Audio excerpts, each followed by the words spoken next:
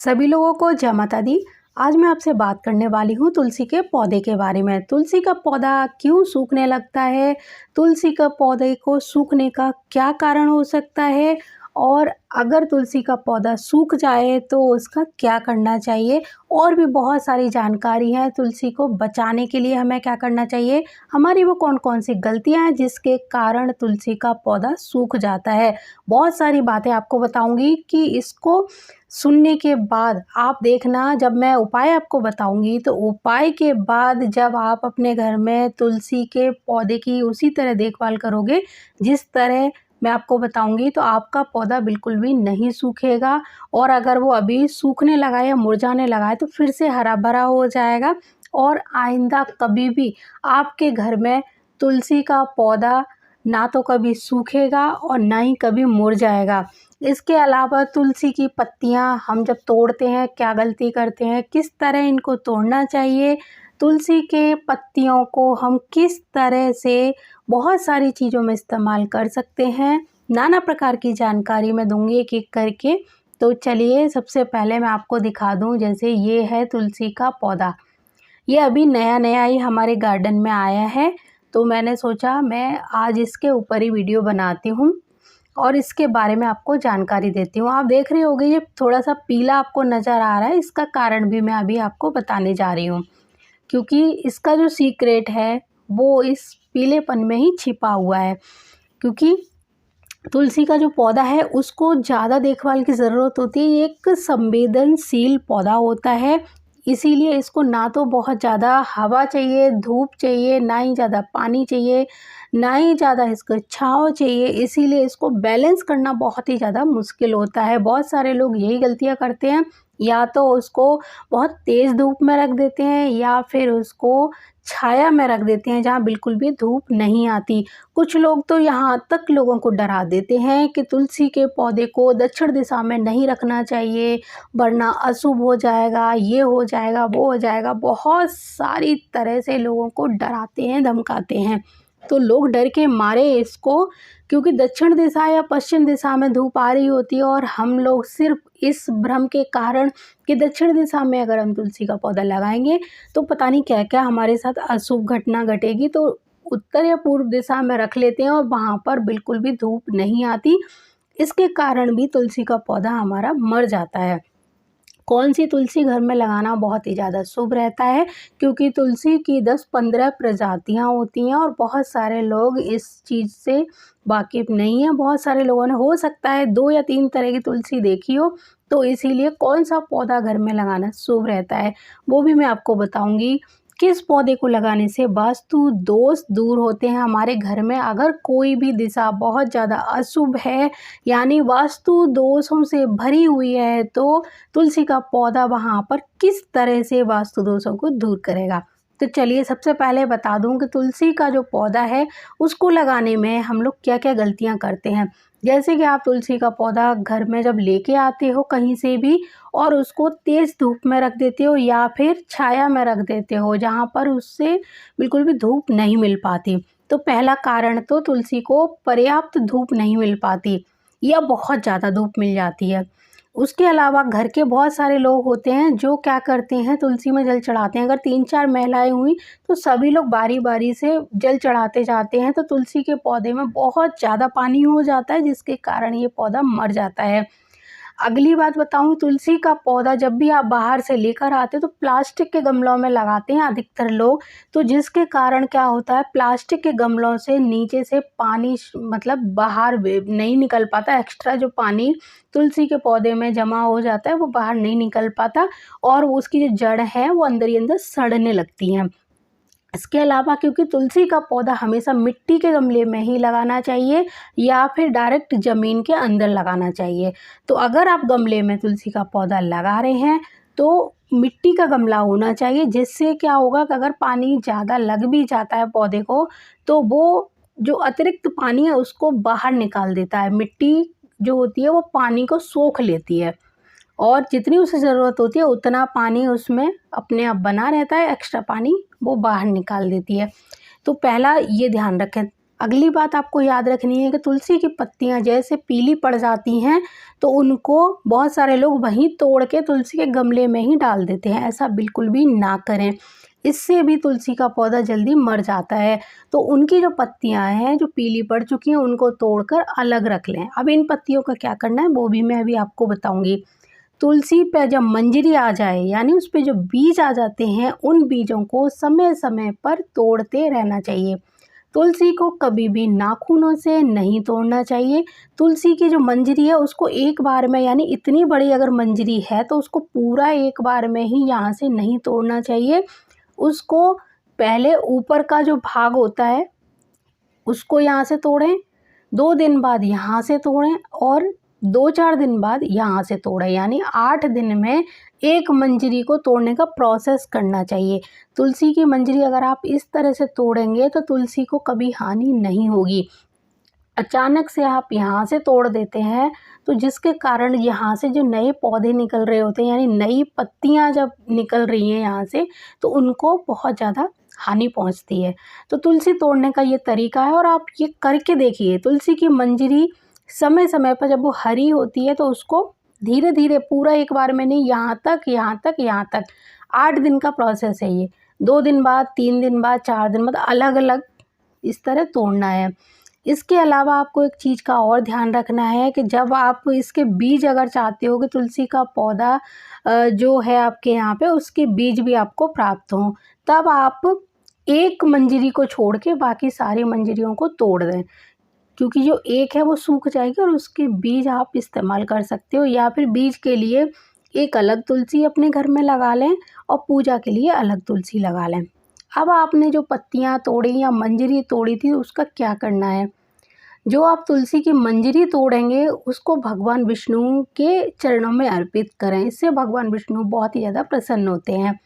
जो पत्तियां आपने हटाई थी पीली वाली, उन पत्तियों को सुखा लें अच्छे से। सुखाने के बाद इनको हवन सामग्री में मिला सकते हैं और घर पर जब आप हवन या धूनी करते हैं तो इन सूखी हुई पत्तियों का इस्तेमाल उसमें कर सकते हैं। अगली ज़रूरी बात है, तुलसी के पौधे में हफ्ते में एक दिन गुरुवार के दिन जरा सा यानी 1 चम्मच से भी कम कच्चा दूध मिलाकर जल चढ़ाएं। जल में थोड़ा सा दूध डालें या 1 चम्मच दूध तुलसी के गमले में अर्पित करें और उसके बाद थोड़ा सा जल चढ़ाएंगे। तो इससे माँ लक्ष्मी, भगवान विष्णु की कृपा, दोनों की कृपा यानी लक्ष्मी नारायण की कृपा तो आपको मिलेगी, साथ ही साथ तुलसी की ग्रोथ भी इससे बढ़ती है। लेकिन यहाँ पर ये भूल बिल्कुल भी ना करें कि तुलसी के पौधे में बहुत ज़्यादा दूध डाल दें। इससे क्या होता है, उसकी जड़ है वो सड़ने लगती है। तो तुलसी के पौधे में बहुत ज़्यादा दूध का इस्तेमाल ना करें, 1 चम्मच दूध काफ़ी है। अगली बात, अगर आपके घर में 4-6 मेंबर तुलसी के गमले में रोज़ जल देते हैं तो वो गमला मिट्टी का होना चाहिए और नीचे उसके एक होल होना चाहिए जिसमें अतिरिक्त पानी निकलता रहे। इस बात का ध्यान रखें। तुलसी को सुबह की धूप दिखाना बहुत ज़रूरी है। घर में अगर धूप नहीं आती है तो 2-4 घंटे के लिए आप घर के बाहर जहाँ पर भी धूप आती है वहाँ पर उस गमले को ज़रूर रखें। अगली ज़रूरी बात ये याद रखनी है कि तुलसी का पौधा अचानक हरा भरा सूखने लगे तो मान लेना चाहिए कि हमारे घर में कुछ अनहोनी घटना या फिर कुछ अशुभ होने वाला है। इससे डरने की बिल्कुल भी ज़रूरत नहीं है क्योंकि इसका उपाय भी मैं आपको बताने वाली हूँ।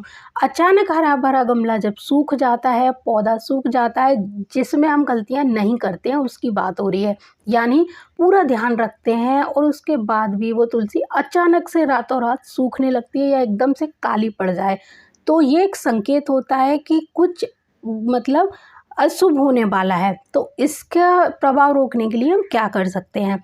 इसका प्रभाव रोकने के लिए आपको सबसे पहले जो तुलसी का गमला अचानक से रातों रात काला पड़ गया या फिर एकदम से सूख गया बिना किसी गलती के, यानी ज़्यादा पानी भी नहीं लगाया आपने, धूप भी अच्छे से दी, बहुत ज़्यादा कुछ ऐसा वैसा नहीं किया और वो बिल्कुल सही चल रहा था, सालों से लगा हुआ था, तब ये उपाय करें कि एकदम से आप पशु पक्षी और जानवरों की मतलब सेवा करना शुरू कर दें। कुष्ठ रोगियों की सेवा बढ़ा दें, गाय गुरु और मंदिर की सेवा पकड़ लें। सेवा मतलब सेवा, सेवा का मतलब है वहाँ जाकर जैसे गौशाला है वहाँ पर झाड़ू लगाएं, गाय को पानी पिलाएं, उनको नहलाना धुलाना, इस तरह की सेवा घर का कोई भी एक मेंबर कर सकता है। मंदिर की सेवा पकड़ लें, वहाँ पर भी झाड़ू पोछा लगाएं।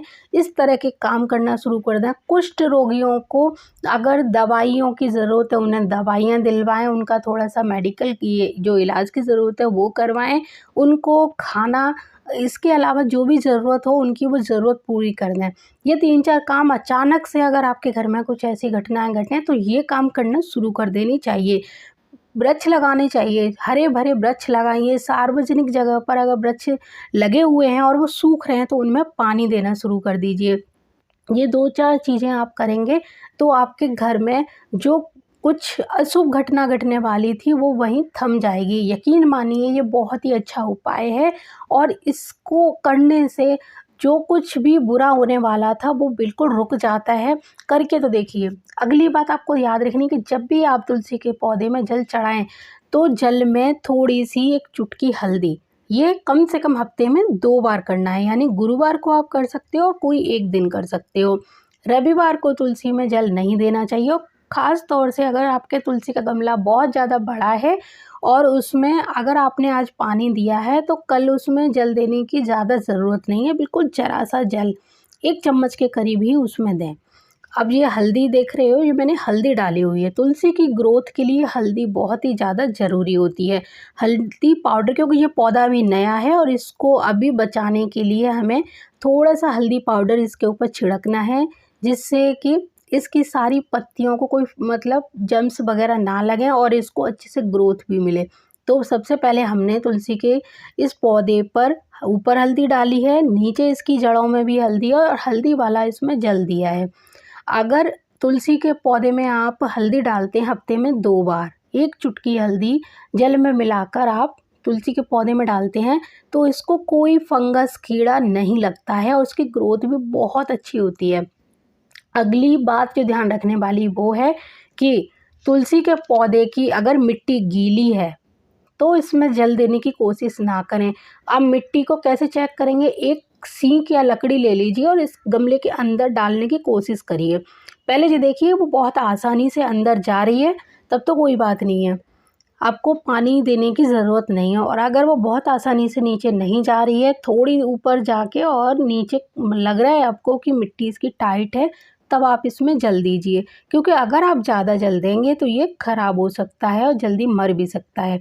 तो अगर जल आपको देना भी है तो बहुत कम दें, नहीं तो रोज़ जल देने की ज़रूरत नहीं है। केवल 1 दिन छोड़ के जल देते हैं, अगर बड़ा गमला है तब भी आपका चल जाएगा। और अगर आप सींक या कोई लकड़ी डाल के पहले चेक कर लीजिए, ज़रूरत है तभी इसमें जल दीजिए और इसको धूप में भी आपको रखना है।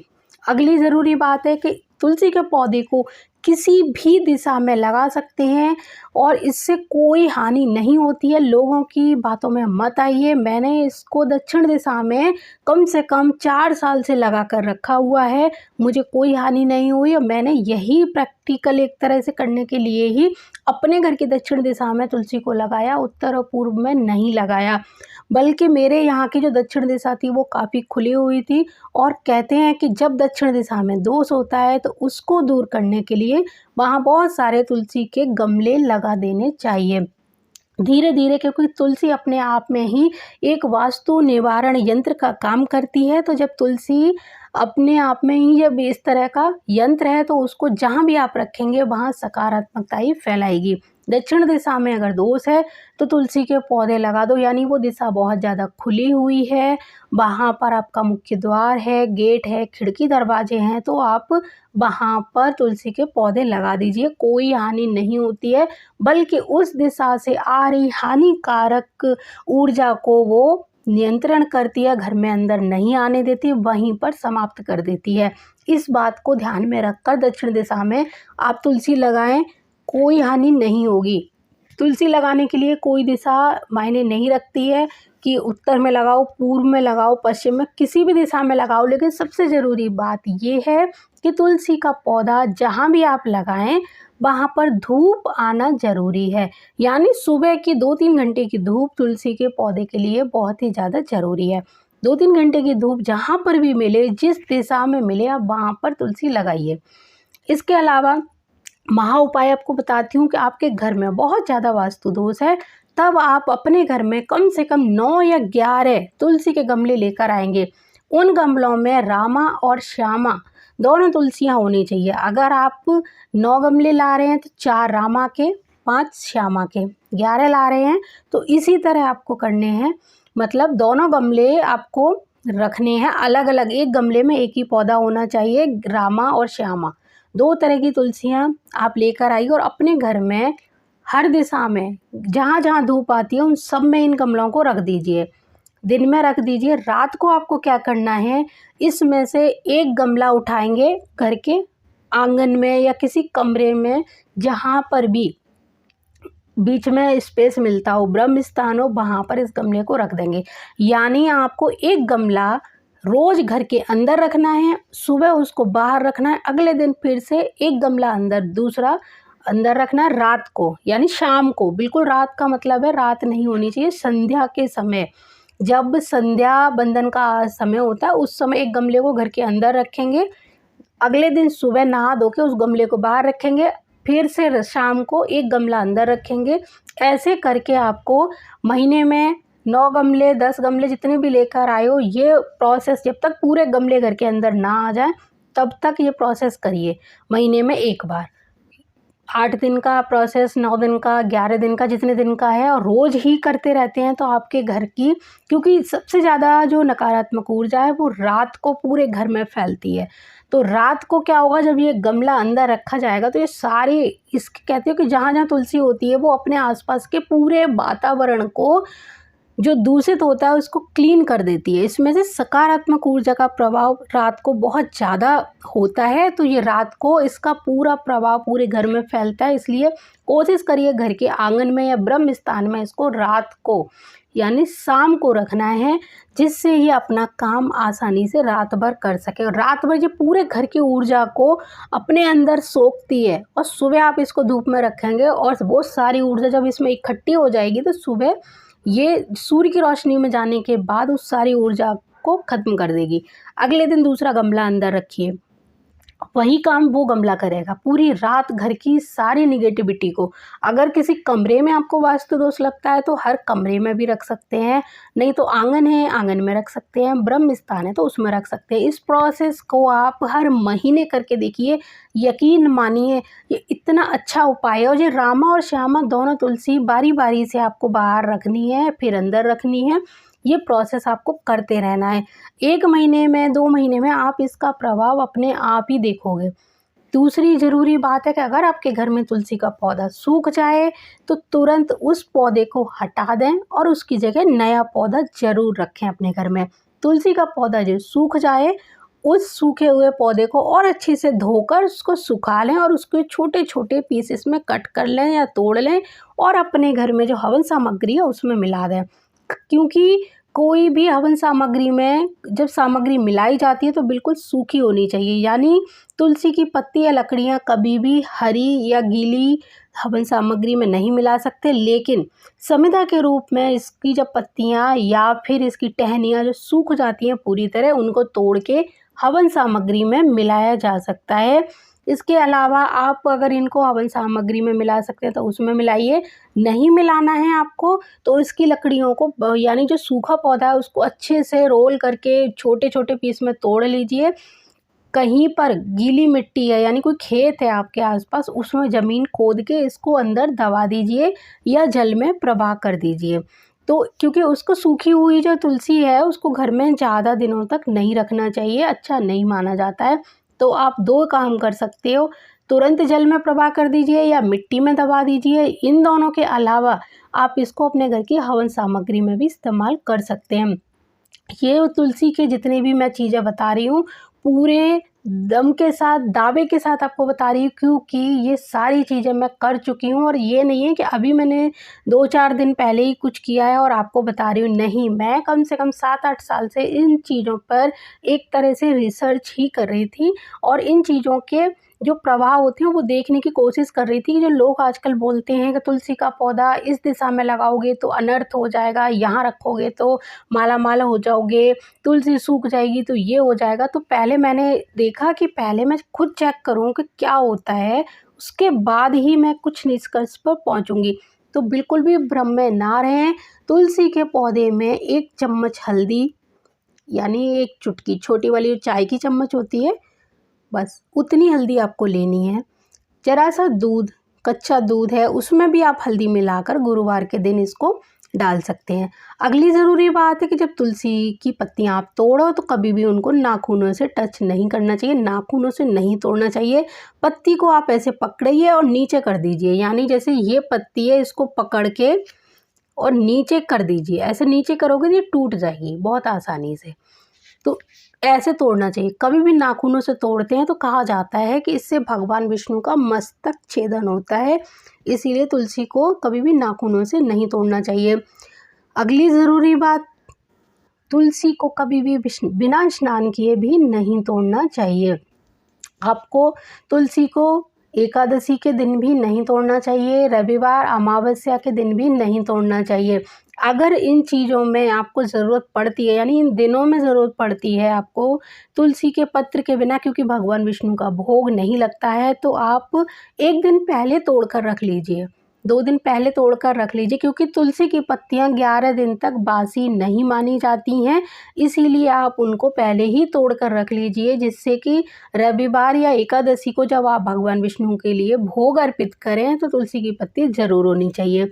भगवान को हमेशा, यानी विष्णु भगवान को, भगवान राम को, भगवान कृष्ण को हमेशा तुलसी की पत्ती के साथ ही भोजन यानी भोग अर्पित करना चाहिए, तभी वो उसको स्वीकार करते हैं। बहुत ज़्यादा जानकारी तो मैंने आपको दे दी है, फिर भी कुछ अगर मिसिंग हो गया है तो आप कमेंट में पूछिए। मैं अगली बार फिर से इसके लिए कुछ अच्छा सा वीडियो, नया वीडियो बना दूँगी कुछ और जानकारी के साथ, क्योंकि तुलसी की तो अनगिनत बातें हैं, बहुत सारी जानकारियाँ हैं जिनको अगर आज बताने बैठेंगे तो शायद मुझे नहीं लगता 2-4 घंटे तो ऐसे ही निकल जाएंगे। तो तुलसी की जो ज़रूरी बातें थी कि इससे वास्तु दोष किस तरह से दूर होगा, वो मैंने आपको बता दिया है। तुलसी में आपको कितनी हल्दी, कितना दूध लेना है, कब डालना है, वो भी बता दिया है। तुलसी का पौधा अगर आप दान करते हैं तो ये बहुत ही ज़्यादा शुभ माना जाता है। आप अपने घर के जब कोई फंक्शन होता है, जैसे बर्थडे वगैरह होता है, रिटर्न गिफ्ट में आप तुलसी के पौधे दे सकते हैं। नहीं आपको देना है, क्योंकि बहुत सारे लोग इनकी केयर नहीं करेंगे, आपको ऐसा लगता है, तो आप इनको अपने घर के आसपास जहाँ पर भी ऐसी जगह है जहाँ पर बहुत ज़्यादा पॉल्यूशन, प्रदूषण वगैरह रहता है, लेकिन आपको लगता है कि जी यहाँ पर अगर तुलसी लगती तो ये पूरा एरिया क्लीन हो जाता, तो आप वहाँ पर तुलसी के बहुत सारे पौधे रोप दीजिए और वहाँ पर जाकर जल दीजिए।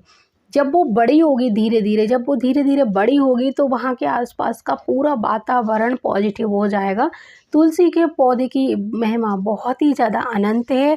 इसको जितना लगाया जाएगा, जितना इसको दान किया जाएगा, उतना ही इसके लेने वाले और देने वाले, यानी जो दान ले रहा है और दान कर रहा है, दोनों को इसके बहुत ही अच्छे परिणाम प्राप्त होंगे। तुलसी का जो पौधा होता है वो अपने आप में बहुत बड़े वास्तु दोष निवारण यंत्र का काम करता है, तो इसको घर में स्थान तो दीजिए, लेकिन इनकी, क्योंकि ये तुलसी का सिर्फ एक पौधा नहीं है, इनको साक्षात माँ लक्ष्मी मानकर ही इनकी पूजा करनी चाहिए, क्योंकि तुलसी में भगवान विष्णु और माँ लक्ष्मी दोनों का वास होता है। तो जब भी अपने घर में तुलसी का पौधा रखें तो पवित्रता का भी पूरा पूरा ध्यान रखना है, बिना स्नान के इसको तोड़ना नहीं है। बच्चों से भी बोलें कि तुलसी के पौधे को जल देना है तो दीजिए, लेकिन बिना नहाए धोए इसको छूना भी नहीं है, नहीं तो तुलसी बहुत जल्दी मुरझा जाती है। तो इसकी जो केयर है वो तो बता दी, और इनको किस तरह से, यानी माँ तुलसी को किस तरह से हमें अपने घर में स्थान देना है, इनकी पूजा करनी है, यहाँ की पवित्रता बनाए रखनी है, ये चीज़ें भी आपको अपने घर के बच्चों को सिखानी पड़ेगी। क्योंकि मैंने अभी कुछ दिन पहले एक पार्क में बहुत सारे तुलसी के पौधे लगे हुए देखे थे, और कुछ बच्चे अपने मम्मी के साथ वहाँ खेलने के लिए आए, बैट और बॉल खेल रहे थे, और अचानक 1-2 बच्चों को पता नहीं क्या मन में ऐसा कुछ उठा, उन्होंने बैट से तुलसी के जो पौधे थे उनमें मारना शुरू कर दिया और सारा पेड़ खराब कर दिया। बहुत तेज़ उसके ऊपर बैट मार रहे थे, और जो उनकी मम्मी थी वो फ़ोन पे बात कर रही थी, या फिर 1-2 लेडीज़ें थी जो आपस में बात कर रही थी। उन्होंने बच्चे को एक भी बार नहीं टोका, ना ही रोका, ना ही मना किया। 4 बार उनको देख भी लिया कि बच्चा नुकसान कर रहा है, बिल्कुल भी नहीं रोका। तो इस बात को ध्यान रखें, उनकी नज़र में हो सकता है तुलसी एक साधारण प्लांट रहा हो, पौधा रहा हो, लेकिन ये साधारण पेड़ नहीं है, ये जीता जागता एक तरह का मंदिर है, देवालय है, एक तरह की जी, क्योंकि इसमें जितनी पॉजिटिव एनर्जी होती है और जब वो पॉजिटिव एनर्जी इस पेड़ के साथ ग्रोथ करती है, यानी हमारे घर में अगर पेड़ अच्छे से हरा भरा पनप रहा है तो मान के चलिए हमारे घर से काफ़ी हद तक वास्तु दोष अपने आप ही दूर हो रहे हैं। तो अभी मैं चलती हूँ, फिर किसी दिन आपको और जानकारी के साथ मिलूँगी। तब तक के लिए जय माता दी, जय गुरुदेव और जय श्री राम।